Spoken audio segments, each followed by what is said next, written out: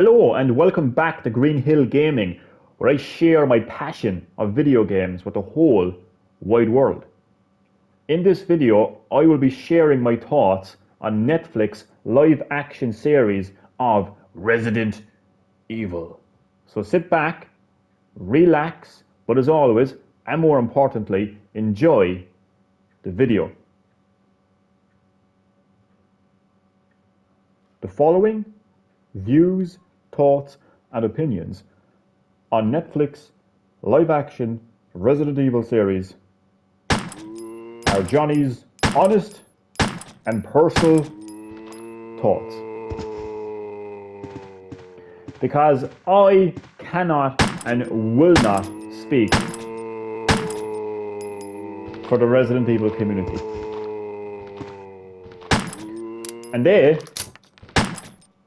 cannot and should not speak for me, because I can only and I will only speak for myself when I share my thoughts on Netflix Resident Evil. Now, while we're talking about the Resident Evil community, I have to ask two questions. The first question is,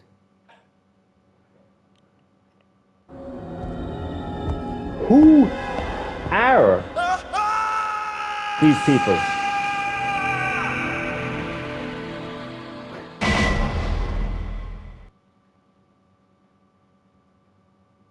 Who are calling themselves Resident Evil fans these days? Who are the Resident Evil community these days?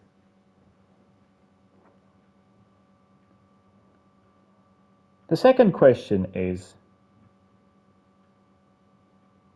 who is Netflix and Hollywood targeting with these adaptations?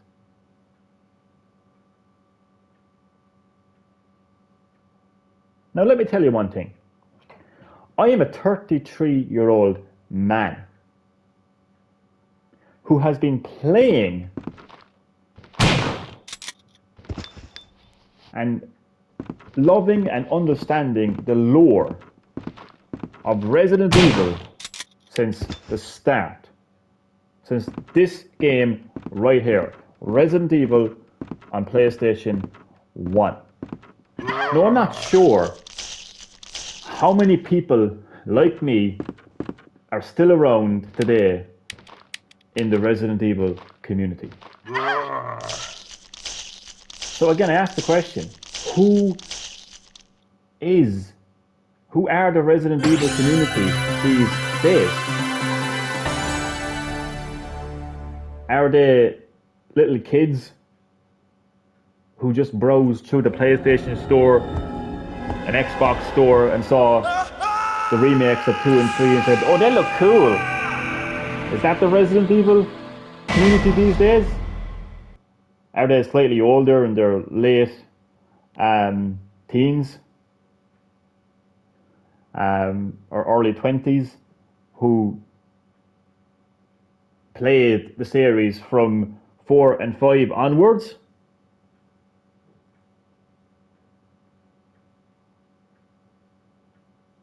I would love to know. I'm concerned. I'm quite sad. I don't think there's a whole lot of people like me around these days. And I feel that is why we get these kind of adaptations of Resident Evil from Hollywood and Netflix.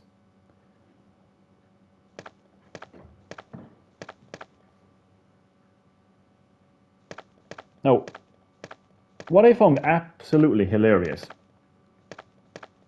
while watching even the first episode of Resident Evil on Netflix was the sheer amount of action, just a high amount of action in Netflix Resident Evil. And spoiler alert, spoiler alert, spoiler alert, if you do not want to be spoiled, if you have not seen Resident Evil Netflix, if you are planning on seeing Resident Evil Netflix, if you do not want to be spoiled, please leave the room now. Just don't watch the rest of the video. I'll give you 5 seconds. 5, 4, 3, 2, 1. Spoilers. So not only does Resident Evil on Netflix contain a large amount of action, it also features clones. Now you can see why I would find that funny. Hopefully you can see why I would find that funny. Paul W.S. Anderson's Resident Evil movies got so much hate because those movies contained a lot of action and Alice's character, the fact that she was cloned. The Resident Evil community, the Resident Evil fans, hated those movies, saying, too much action, too much clone bullshit, this is not Resident Evil. And then in one episode into Resident Evil on Netflix, and I'm being introduced to Billy and Jade Wesker.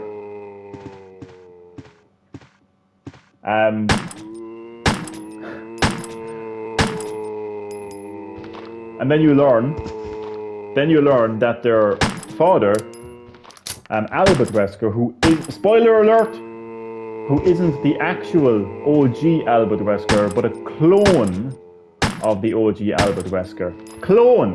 In fact, there's actually 3 clones of the OG Albert Wesker. Spoiler alert, the OG Albert Wesker, who I should also point out is black. Not only are the clones black, but the actual OG Albert Wesker, who's featured in this series, is actually black.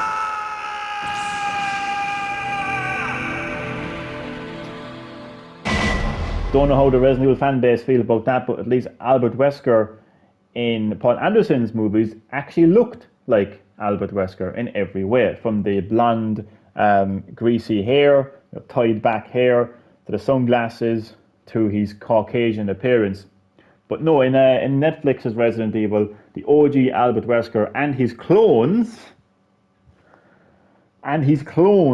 are black. So I don't know how the Paul W.S. Anderson fans, not fans, the Paul W.S. Anderson haters feel about Resident Evil Netflix, but if they love it, then they have to be the biggest hypocrites going, because 7 minutes into the first episode, there's a chase sequence where Jade Wesker is being chased by hundreds of zombies, like something out of Days Gone, for fuck's sake. Tons of action, and that concludes then in her setting off a massive explosion. Again, more action. The episode concludes with her jumping off a building by being chased by a load of zombies. Action. And the later episodes, you are introduced to OG Albert Wesker, who's black, because apparently Wesker was black. I mean, I must have missed that. But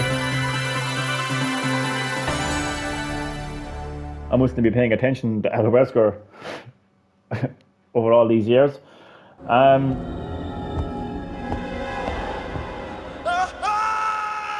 But he's made clones, so clones are featured. And I'd love to know what the Paul W.S. Anderson haters feel about this series. I'd love to know. I really would. Now, the show is, I think I know who Netflix, anyway, at least. Actually, no, Hollywood as well. I think I know who Hollywood and Netflix are targeting with these adaptations, and I think it's the woke community. The woke Zoomer community. Because I absolutely could not stomach the level of woke bullshit in this series.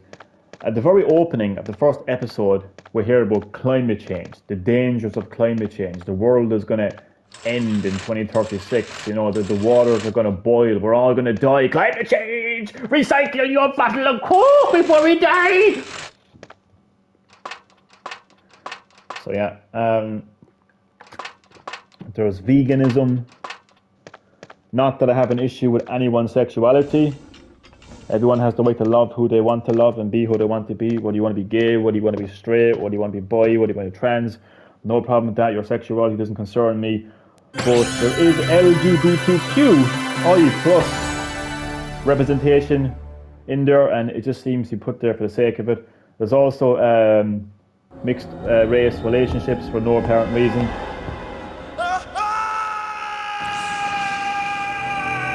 And so the woke culture was just hard to stomach, to be quite honest with you. I think that seems to be the target. Maybe I'm wrong.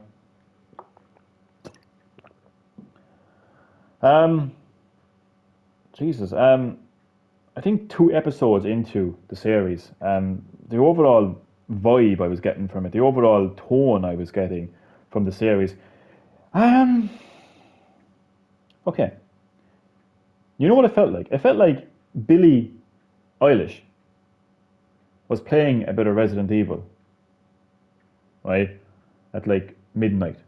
She's just chilling out, playing some Resident Evil. Maybe she had her phone in her hand, starting organizing a vegan event,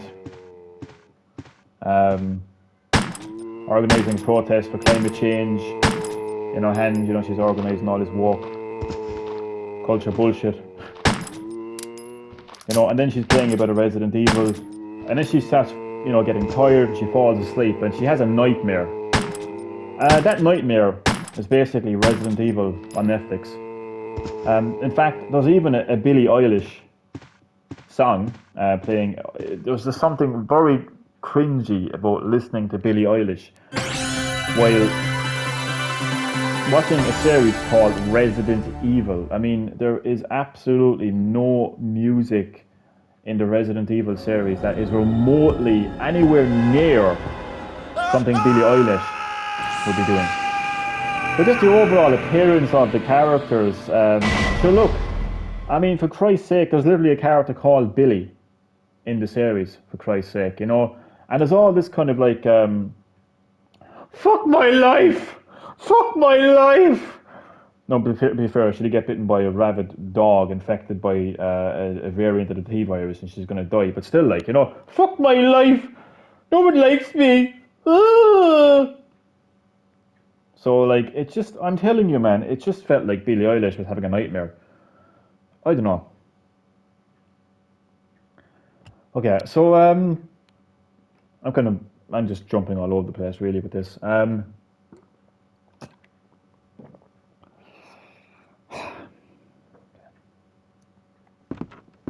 What do we talk about?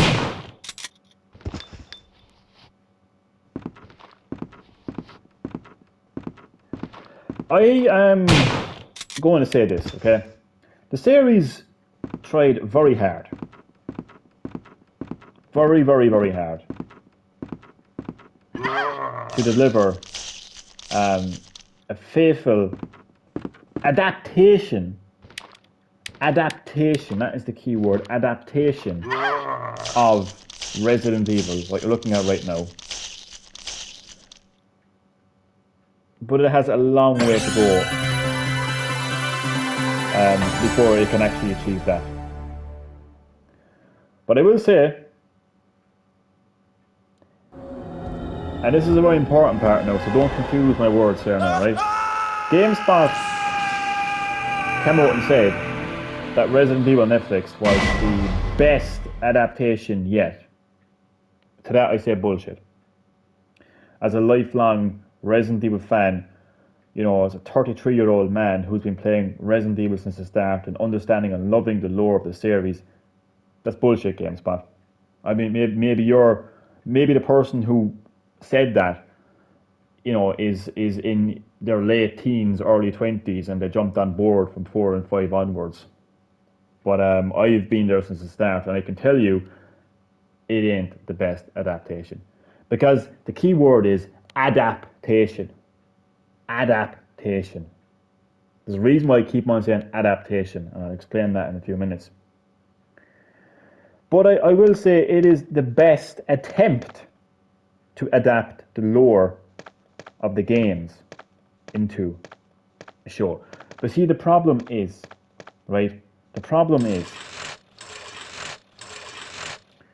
they referenced the lore, but didn't actually adapt the lore. So there's a reference to Lisa Trevor and the fact that she was a human subject, a very early human subject on the progenitor / T-virus experimentation.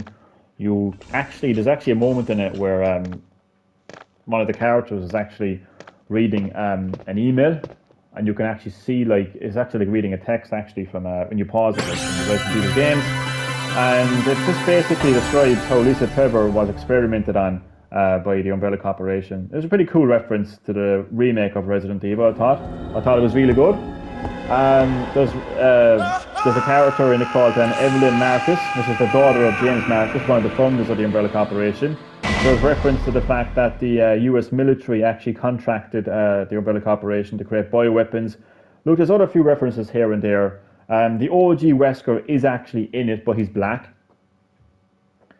I mean, so look, if you make him white, we're racist, aren't we? We can't make him white because we're racist. Oh God, what a world, huh? But yeah, look, there's quite a few references which I actually enjoyed.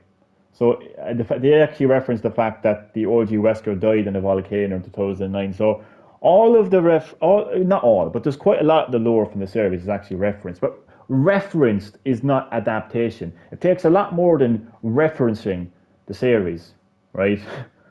To deliver a true, faithful adaptation of it. What you're looking at right now is Resident Evil. Adapt that. Adapt exploring the mansion, not for 20 fucking minutes, like Welcome to Raccoon City, but an actual movie built around exploring this mansion. You see, my earliest memory of Resident Evil, and there's a reason I'm showing this game, because this is Resident Evil. This is the original Resident Evil. This is where it all started. My earliest memories of Resident Evil was the atmosphere, the lonely atmosphere, the creepy atmosphere, the suspenseful atmosphere. Creepy music, very quiet, lonely atmosphere, claustrophobic atmosphere. That's my memory of Resident Evil.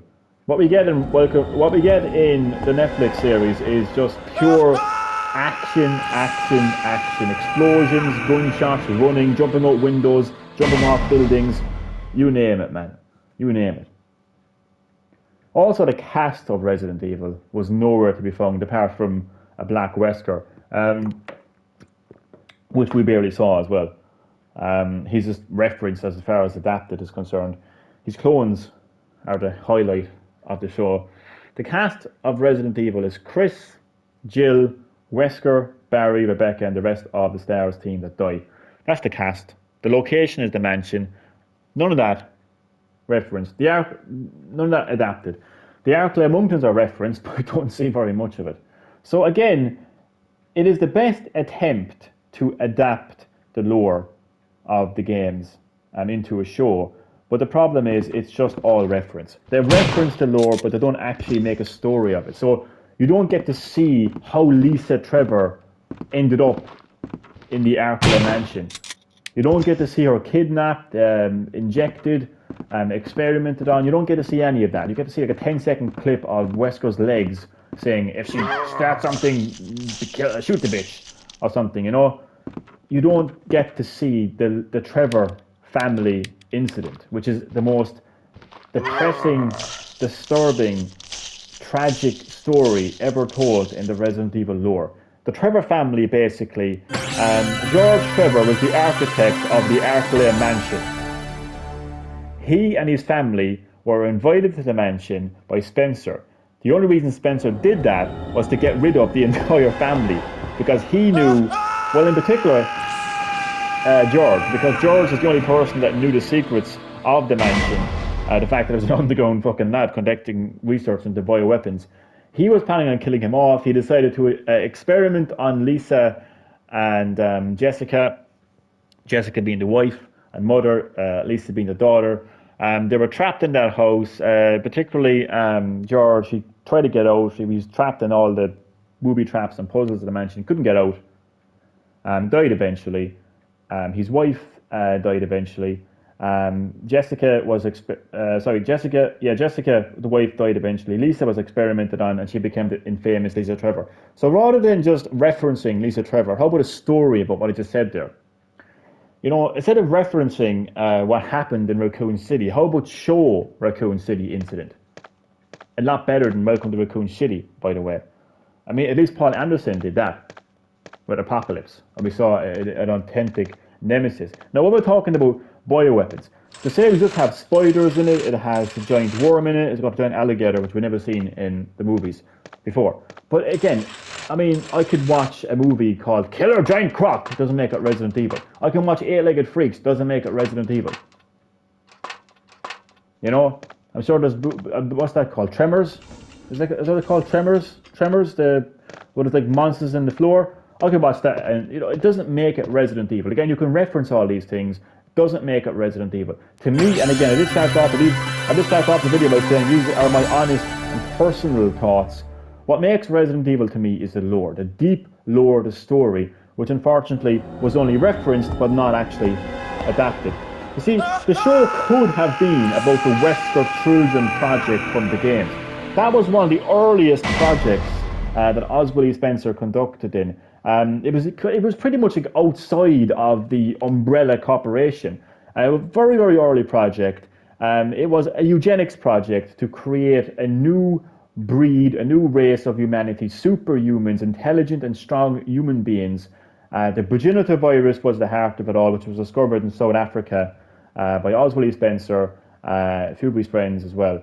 But a doctor called Dr. Wesker worked with Spencer on this project. What it would consist of is kidnapping children from intelligent families, with superior genes, infecting them with the progenitor virus, watching them, seeing how, they react to the virus. All but two died. The only two surviving members were Albert Wesker. He was given the name Albert Wesker because of the fact that Dr. Wesker was the person who was in charge of the project. Albert Wesker and Alex Wesker, right? That's the Wesker Children Project, right? They were given the best education. They were working for Umbrella. Albert became a researcher. Alex became a researcher. They were basically helping out Spencer on his goal to become a god of a new world. Listen, that's just a little bit of the Wesker Children Project, right? They could have went with that. But no, they decided to do. See, this is what always happens in the end, right? Is they did what everyone else did. They did what Paul Anderson did. They did what the director of Welcome to Raccoon City did, and Netflix did it now. They tell their own story while failing to adapt the story that's already there. The story I just told you there about the Wesker Children Project. It's all there. What you're looking at right there is a mansion incident. It's all there. Bizarre murders occurring in the outskirts of Raccoon City. Stars sent in to investigate. They go into a mansion. They uncover all the truths. Listen, Welcome to Raccoon City did a terrible job doing that. You barely even saw the mansion in its entirety. Right? Wesker was this fucking good guy, fucking Chief Irons. Okay, the fucking shoe part 2 into it as well. Did a terrible job. They did an absolute terrible job adapting the mansion incident and the Raccoon City incident. Terrible job. It's a little more talking about, to be honest with you. But look, that's it, man. There's just so many references, but very little actually adapted.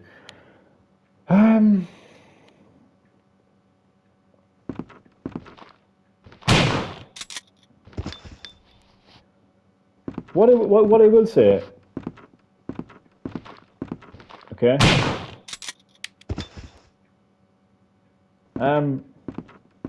like apart from the woke bullshit and Zoomer music being a hard to stomach, overall I actually enjoyed it for what it was, but a true adaptation it was not.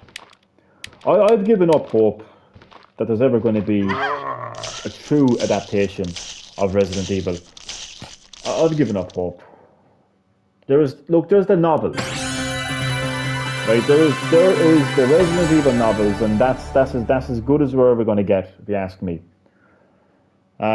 So those were my honest, personal thoughts on Netflix Resident Evil.